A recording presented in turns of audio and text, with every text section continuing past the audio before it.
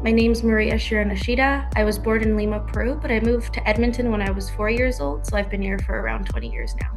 I'm a visual artist. I work in mixed media, painting, collage, and sculpture.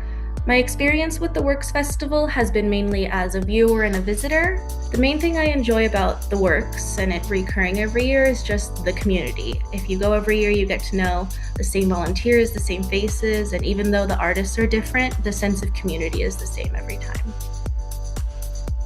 Home the Spaces That Makes Us is a project that stemmed from my personal relationship with the home. Currently, it presents as a series of paintings, slightly abstracted, pulled from shadow boxes and collages that I make. It really reflects on the home as not just a physical space, but an imagined space. I haven't lived in the same house for very long, so I think of my old childhood bedrooms. Those still feel like home to me, even though I don't reside in them anymore. And for me, it's a way to try and bring together the metaphysical space that we consider home with the physical spaces that we live in the day-to-day. In 3 words, for me, Home the Spaces That Make Us is open to interpretation. It stems from my personal experiences, but I really enjoy that I can leave it abstract enough that people can pull from their own lived experience and their own thoughts. In my art and in my practice, home has always taken a surreal feeling to it. I moved a lot when I was younger. I still move a lot now. And so home was never one building for me. A lot of my friends and people I've met in university, they've lived in the same house their whole lives. They have a really clear vision of home. All their memories are there. For me, it's always floated a little bit. Practicing in different mediums gives me a chance to explore different materials and different things that I can use to make art.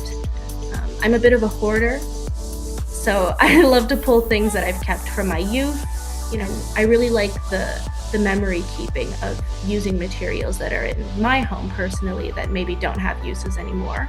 All of my paintings start out as shadow boxes. They start as cutouts from magazines, things that appeal to me. Sometimes if I have something really specific in mind, I'll print a picture. I use found objects and I lay them in a way that speaks to me, conveys themes that I want to convey in my art and I want to portray. And putting it together is really a huge part before I can even start painting. They're pretty temporary with the way that I work with the material. They don't stay for very long.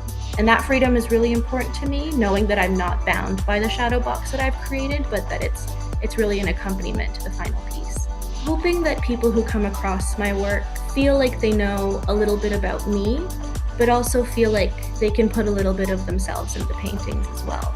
I want people to be able to see themselves in the work that I produce while also seeing me. I want people to feel seen and to feel, relatable when they're looking at my work. Seeing the 2026 festival theme was kind of the perfect storm for me. I had just finished this work that was really about space, location, place, and I saw all of those words reflected in what the festival was going to be about this year. And being able to exhibit this body of work with my community in Edmonton was really important. It seemed like the perfect storm, really. My work is so deeply tied to space and place that it's almost inextricable from the theme.